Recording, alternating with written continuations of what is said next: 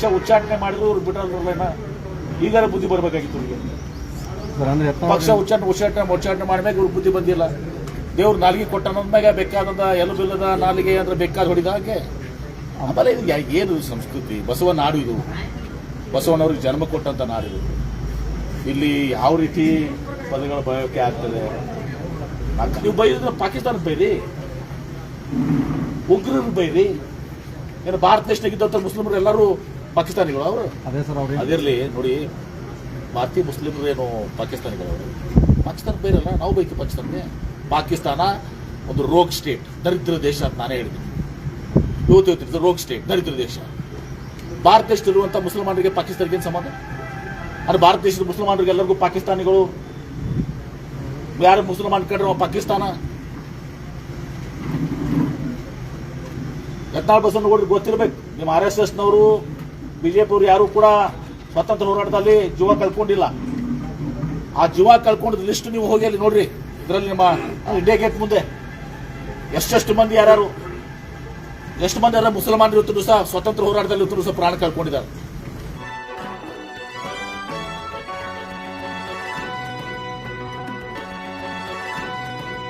ಕೇಂದ್ರದವರೇ ಮತ್ತಿಗೆ ಜಾತಿ ಗಣತಿ ಮಾಡ್ತೀವಿ ಅಂತ ಹೇಳಿ ಶುರು ಮಾಡಿದ್ದಾರೆ. ಕೇಂದ್ರದವರು ಜಾತಿ ಗಣತಿ ಯಾಕೆ ಸ್ಟಾರ್ಟ್ ಮಾಡಿದರು? ಇಲ್ಲಿ ತನ ಯಾಕೆ ಸುಮ್ಮಿದ್ರು? 14ರಾಗ ಇವರು ಅಧಿಕಾರಕ್ಕೆ ಬಂದ ಅಂದ್ರೆ ಅವಾಗಿನಿಂದ ನಮ್ಮ ಕಾಂಗ್ರೆಸ್ ಪಕ್ಷದ ನಾಯಕರಾದ ರಾಹುಲ್ ಗಾಂಧಿಯವರು, ಮಲ್ಲಿಕಾರ್ಜುನ ಖರ್ಗೆ ಅವರು, AICC ಅಧ್ಯಕ್ಷರು, ಕಾಂಗ್ರೆಸ್ ಪಕ್ಷ ಕೇಂದ್ರದಲ್ಲಿ ಒತ್ತಾಯ ಮಾಡ್ತಾ ಇತ್ತು ಕಾಸ್ಟ್ ಸಕ್ಸಸ್ ಮಾಡಿ ಅಂತೇಳಿ. ಇಲ್ಲಿವರೆಗೆ ಮಾಡಿರಲಿಲ್ಲ. ಈಗ ಮಾಡಿದಾರ, ನಾವು ಸ್ವಾಗತ ಮಾಡ್ತೀವಿ. ಆದರೆ ಯಾಕೆ ಮಾಡಿದಾರೆ? ಬಿಹಾರ್ ಚುನಾವಣೆ ಸಲುವಾಗಿ ಮಾಡಿದ್ದಾರೆ ಅಷ್ಟೇ. ಇವರು ಲೆಕ್ಕಾಚಾರ ಈಗ ಬಿಹಾರ್ ಚುನಾವಣೆ ಮೇಲೆ ಮತ್ತು ನಮ್ಮ ಒತ್ತಾಯ ಮೇಲೆ ಮಾಡಿದ್ದಾರೆ. ಇವರೇನು ಪ್ರೀತಿಯಿಂದ ಮಾಡಿದ್ದಲ್ಲ, ಇದು ನಮ್ಮ ಒತ್ತಾಯ ಪೂರ್ವಕವಾಗಿ ಇವತ್ತೊಂದು ದಿವಸ ಇರುತ್ತು. ಕಾಂಗ್ರೆಸ್ ಪಕ್ಷ ರಾಹುಲ್ ಗಾಂಧಿ ಅವರ ಒತ್ತಾಯ ಮೇರೆಗೆ ಇವತ್ತೊಂದು ದಿವಸ ಕಾಸ್ಟ್ ಸಕ್ಸಸ್ ಮಾಡುತ್ತದೆ. ಒಮ್ಮಿಂದೊಮ್ಮೆ ಇಷ್ಟು ದಿವಸ ಮಲಗಿದವರು ಈಗ ಎದ್ದು ಕೂತು ಬಿಹಾರ್ ಚುನಾವಣೆ ಬಂದದಲ್ಲ, ಆ ಚುನಾವಣೆ ಸಲುವಾಗಿ ಈಗ ಮಾಡಿದ್ದಾರೆ. ಅದೇನೇ ಇರಲಿ, ಸ್ವಾಗತಿಸ್ತೇವೆ. ಅತಿ ಬೇಗ ಆಗಬೇಕು. ಅದು ಒಂದು 6 ತಿಂಗಳಲ್ಲಿ ಅದು ಮುಗಿಬೇಕು. ಸೆನ್ಸಸ್ಸು, ಕಾಸ್ಟ್ ಸೆನ್ಸಸ್ಸು ಮತ್ತು ಸೆನ್ಸಸ್ಸು ಜೊತೆಗೆ ಮಾಡ್ತೀವಿ ಅಂತ ಹೇಳಿದ್ದಾರೆ. ನಿರ್ದಿಷ್ಟ ಪೀರಿಯಡ್ನಾಗ ಆಗ್ಬೇಕು. ನಮ್ಮ ಒತ್ತಾಯ ಅದು ನಿರ್ದಿಷ್ಟ ಪೀರಿಯಡ್ನಾಗ ಆಗ್ಬೇಕು ಅನ್ನೋದು ಒತ್ತಾಯದ. ಮತ್ತು ಅದನ್ನು 3-4 ವರ್ಷ ಒತ್ತಿದ್ರೆ ಅದು ಉಪಯೋಗ ಆಗುತ್ತೆ. ಸರ್, ಮಂಗಳೂರಲ್ಲಿ ಹಿಂದೂ ಕಾರ್ಯಕರ್ತನ ನೋಡಿ, ತಪ್ಪಿಸ್ತು ಯಾರೇ ಇದ್ರೂ ಕೂಡ ಯಾವ ಕಾರಣಕ್ಕೂ ಆಗಿದೆ ಏನಿದೆ ಗೊತ್ತಿಲ್ಲ. ಅದನ್ನು ಸರ್ಕಾರ ಗಂಭೀರವಾಗಿ ಪರಿಗಣಿಸ್ತದೆ. ತಪ್ಪಿದ್ರ ಮೇಲೆ ನಿರ್ದಾಕ್ಷಿಣ್ಯವಾಗಿ ಕ್ರಮ ಕೈಗೊಳ್ತದೆ. ಸರ್, ರಾಜ್ಯ ಸರ್ಕಾರದ ಮೇಲೆ ಭರವಸೆ ಇಲ್ಲ, ಅದಕ್ಕೆ NIA ಕೊಡಬೇಕು ಹೇಳಿ ಅಲ್ಲಿ ಬಿಜೆಪಿ ಸುಮ್ಮನೆ ಎಲ್ಲಾನು NIA ಅಂದ್ರೇನು? NIA ಅಂದ್ರೇನು? ಟೆರರಿಸ್ಟು ಇದು ಇರೋದಕ್ಕೆ NIA ಅಂತ ಗೊತ್ತಿಲ್ಲ ಆದ್ರೂ ಮಾತಾಡ್ತಾರೆ.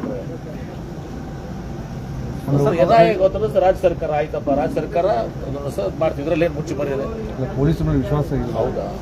ಸರ್ಕಾರ ಒತ್ತಡ ಹಾಕ್ಬೋದು. ಹಾಗಿದ್ರೆ ಹಿಂದೆ ಇವ್ರದ್ದು ಸರ್ಕಾರದಾಗ ಅವಾಗ ಪೊಲೀಸರು ಅದೇ ಪೊಲೀಸರು ಇದ್ದಾರಲ್ಲ. ಹಿಂದೆ BJP ಸರ್ಕಾರ ಇದ್ದಾಗ ಅದೇ ಪೊಲೀಸರು ಇದ್ದಾರಲ್ಲ, ಅವಾಗ ವಿಶ್ವಾಸ ಇಲ್ಲ. ಪೊಲೀಸ್ ಇಲಾಖೆ ಅದು ಯಾರೇ ಇದ್ರು ಸರ್ಕಾರ ಇದ್ರೂ ನಾವು ಬದಲಾವಣೆ ಆಗ್ತೀವಿ. ಅಧಿಕಾರಿಗಳು ಅವರೇ ಇರ್ತಾರೆ. ಇಲ್ಲಿದ್ದವ್ರು ಅಲ್ಲಿರ್ತಾರೆ, ಅಲ್ಲಿದ್ದವ್ರು ಇಲ್ಲಿರ್ತಾರೆ ಅಷ್ಟೇ. ನಾವು ಟೆಂಪರರಿ, ಅವ್ರು ಪರ್ಮನೆಂಟ್. ಅವರು 58 ವರ್ಷ ತನಕ ಅಷ್ಟೇ ಪರ್ಮನೆಂಟ್, ಮುಂದೆ ರಿಟೈರ್ ಆಗ್ತಾರೆ. ಸರ್, ಮೊದಲೇ ಅವನ್ನ ಫೋಟೋ ಹಾಕಿ ಇಂಥ ಹಿಂದೂ ಕಾರ್ಯಕರ್ತ ಹತ್ಯೆ ಮಾಡಿದ್ರೆ ಪೋಸ್ಟ್ ಹಾಕ್ತಾರೆ. ನೋಡಿ, ಅದ್ರ ಬಗ್ಗೆ ತನಿಖೆ ಮಾಡ್ತೀವಲ್ಲ.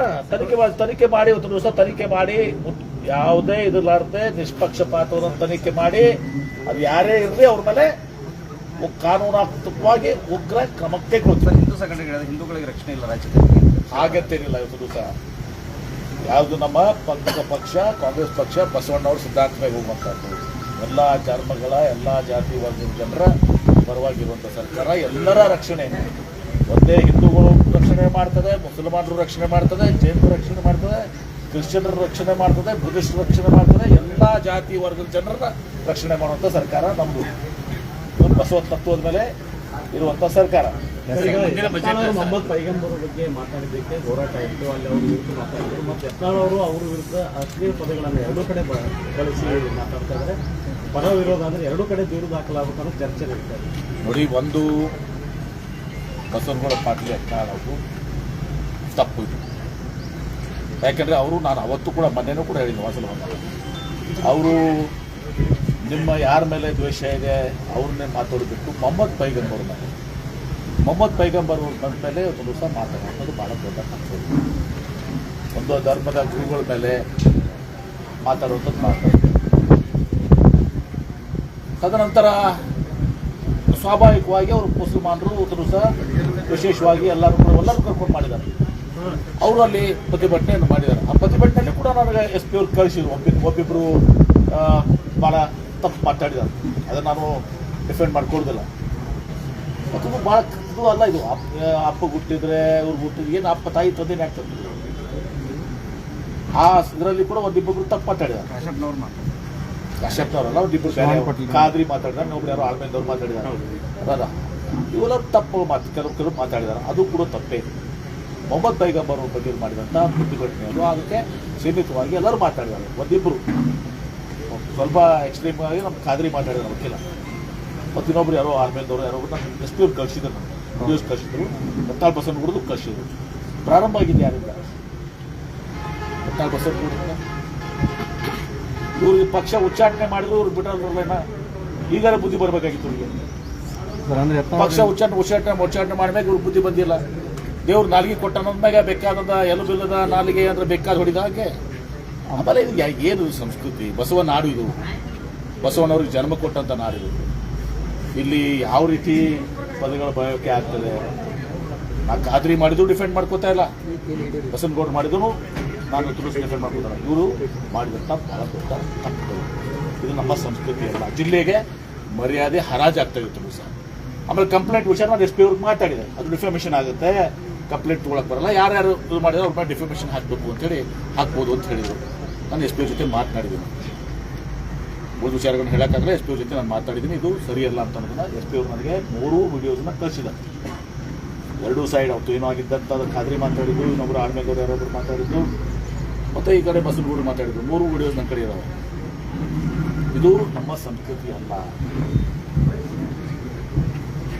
ಒಬ್ಬ ಕೇಂದ್ರ ಸಚಿವರಾದಂಥವರು, ಶಾಸಕರಾದಂಥವರು ಇವತ್ತು ಈ ರೀತಿ ನೀವು ಬೈದ್ರೆ ಪಾಕಿಸ್ತಾನಕ್ಕೆ ಬೈರಿ,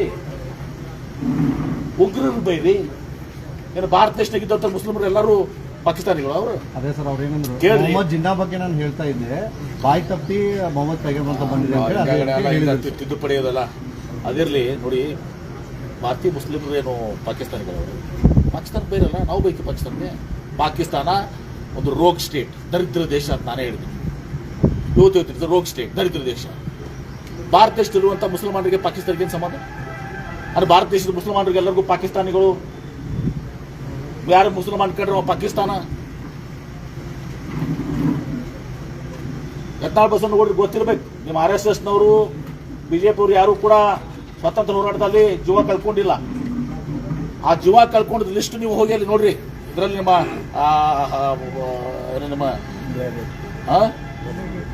ಏನು ಇಂಡಿಯಾ ಗೇಟ್ ಮುಂದೆ ಎಷ್ಟು ಮಂದಿ ಯಾರು ಎಷ್ಟು ಮಂದಿ ಯಾರು ಮುಸಲ್ಮಾನರು ಇವತ್ತು ಸಹ ಸ್ವಾತಂತ್ರ್ಯ ಹೋರಾಟದಲ್ಲಿ ಇವತ್ತು ಸಹ ಪ್ರಾಣ ಕಳ್ಕೊಂಡಿದ್ದಾರೆ.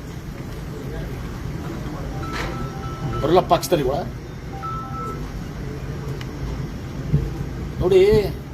ಯಾವುದು ವಿಷಯ ನಾವು ಬೈತೀವಿ ಪಾಕಿಸ್ತಾನ, ನಾನು ಬೈತೀರ.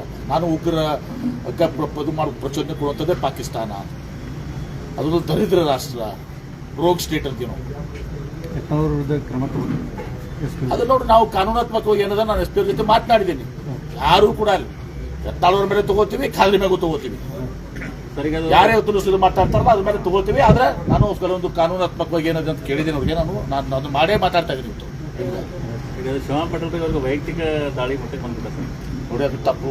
ರೈತರಿಗೆ ಕೇಳಿ, ವೈಯಕ್ತಿಕ ದಾಳಿ ಇರಲಿ, ರಾಜಕೀಯವಾಗಿ ನಾವೆಲ್ಲರೂ ವಿರೋಧ ಇರ್ತೀವಿ, ಒಬ್ರಿಗೊಬ್ರು ವೈಯಕ್ತಿಕ ದಾಳಿ ಇರಲಿ. ತಂದೆ ತಾಯಿ ಇದೆಲ್ಲ ಯಾಕಪ್ಪ? ಅವ್ರೇನು ಮಾಡಿದ್ದಾರೆ? ಆ ಶಬ್ದಗಳು ನಾನು ರಿಪೀಟ್ ಮಾಡಕ್ಕೆ ಹೋಗಂಗಿಲ್ಲ. ಅವ್ರು ಹುಟ್ಟಿದ್ರೆ ಇವ್ರು ಹುಟ್ಟಿದ್ರೆ ಏನು ಮಾತಿದ್ದಲ್ಲ. ಇದು ಶೋಭೆ ತರುವಂಥದ್ದು. ಟೀಕೆ ಮಾಡ್ರಿ. ಕಾಂಗ್ರೆಸ್ ಪಕ್ಷ ಅದ, BJP ಅದ, ವೈಯಕ್ತಿಕವಾಗಿ ಅಭಿವೃದ್ಧಿ ಮಾಡಿಲ್ಲಪ್ಪ ನೀನು ಅಂತ ಟೀಕೆ ಮಾಡ್ರಿ. ನೀವು ಅಭಿವೃದ್ಧಿ ಮಾಡಿದಂತ ಒಬ್ರು ಟೀಕೆ ಮಾಡಲಿ. ನಿಮ್ಮ ಪಕ್ಷ ಜಾತಿವಾದಿ ಪಕ್ಷದ ಅಂತ ಹೇಳೋಣ, ನಮ್ಮ ಪಕ್ಷ ನಾವು ಸೆಕ್ಯುಲರ್ ಅಂತ ಹೇಳೋಣ. ಬೆಲೆ ಏರಿಕೆ ನೀವು ಮಾಡಿದ್ದೀರಿ, ನಾವು ಮಾಡಿದ್ದೀವಿ, ಇಂಥ ವಿಚಾರಗಳ ಮೇಲೆ ಪ್ರೋತ್ಸಾಹ ಆಗಲಿ. ವೈಯಕ್ತಿಕ ಇತಿಹಾಸ, ವೈಯಕ್ತಿಕ ಅದು ಬಸವ ನಾಡಿನಲ್ಲಿ ಶೋಭೆ ತರುವಂಥದ್ದಲ್ಲ. ಮತ್ತು ಯತ್ನಾಳ್ ಬಸವನಗೌಡರು ಕೆಟ್ಟ ಮೇಗೂ ಬುದ್ಧಿ ಬಂದಿಲ್ಲ ಅವರಿಗೆ. ಪಕ್ಷ ಉಚ್ಚಾಟನೆ ಮಾಡ್ಯಾರ. ಈಗಾರೆ ಬುದ್ಧಿ ಬರ್ತದೆ ನಾವು ತಿಳ್ಕೊಂಡಿದ್ದೀವಿ. ಎಲ್ಲ ಬಿಲ್ಲದ ನಾಳಿಗೆ ಅದಂತ ಹಂಗೆ ಹೊಡಿದ ಅಂತಕ್ಕಂಥದ್ದು ಅವರು ನಿಮಗೆ ಮಾತಾಡ್ತಾರೆ, ಮಾತಾಡಿದ್ದಾರೆ. ಖಾದ್ರಿ ಮಾತಾಡಿದ್ದು ತಪ್ಪು, ಈ ಯತ್ನಾಳ್ ಬಸವಗೌಡ ಮಾತಾಡಿದ್ದು ತಪ್ಪು. ಸರ್, ಈ ಮುಂದಿನ ಬಜೆಟ್ನಲ್ಲಿ ಈ ಏನು ಆರ್ಥಿಕ ಸಾಮಾಜಿಕ ಶೈಕ್ಷಣಿಕ ಏನು ಹೊಂದಿದೆ ಅದನ್ನು ಆದರ್ಶಿಕ ಬಜೆಟ್ ಮಂಡನೆ ಮಾಡ್ತಾರೆ ಸಿದ್ದರಾಮಯ್ಯ. ನೋಡಿ, ಎಲ್ಲರೂ ಟ್ಯಾಕ್ಸ್ ಸಿಗಬೇಕು. ಈ ಕೇಂದ್ರ ಸರ್ಕಾರ 10% ಎಕನಾಮಿಕಲ್ ವೀಕರ್ ಸೆಕ್ಷನ್ ಕೊಡ್ಲಿಲ್ವಾ? ನಾವು ಸ್ವಾಗತ ಮಾಡಿದ್ವಿ. ಬಡವರು ಎಲ್ಲ ಜಾತಿ ಆಗಿದ್ದಾರೆ, ಲಿಂಗಾಯತರಾಗ ಹೋದಾರ, ಬ್ರಾಹ್ಮಣರಿಗೂ ಬಡವರು ಇದಾರ. ಹಾಗೆ ಯಾರ್ಯಾರಿಗೆ ಇದು ಇದೆ ಆ ಸಂಬಂಧ ಮಾಡಿ ಅದ್ರ ಮೇಲೆ ಕೊಡುವಂಥ ತಪ್ಪಿಲ್ಲ. ಒಂದು ಸರ್ ಕೊಡ್ತೀವಿ ಆ ಪ್ರಕಾರವಾಗಿ. ಸರ್, ವರದಿ ಯಾರು ತಪ್ಪಿಕೊಂಡು ಹೋಗೋದಿದ್ದೀವಿ. ಅದು ಏನದನ್ನ ನಾವು ಹೇಳ್ತೀವಿ ನಾಳೆ ಕ್ಯಾಬಿನೆಟ್ 9ನೇ ತಾರೀಕಿಗೆ. ಇಲ್ಲೇ ಕೇಳೋದು ಕ್ಯಾಬಿನೆಟ್ ಹೇಳೋದು. ಕ್ಯಾಬಿನೆಟ್ ಅದು ನಮ್ಮ ಕ್ಯಾಬಿನೆಟ್ ನಮ್ಮದು ಒಂದು ಫೋರಮ್ ಐತಿ. ಕ್ಯಾಬಿನೆಟ್ ಮಂತ್ರಿ ಮಾಡಿದಾರೆ ನಾವು. ಅಲ್ಲಿ ಫೋರಮ್ನಾಗ ನಾ ಹೇಳ್ಬೇಕಾಗ್ತದೆ. ಫೋರಮ್ನಾಗ ಹೇಳ್ತೀನಿ ಅದನ್ನ ಏನು ಅನ್ನೋದು. Yes sir.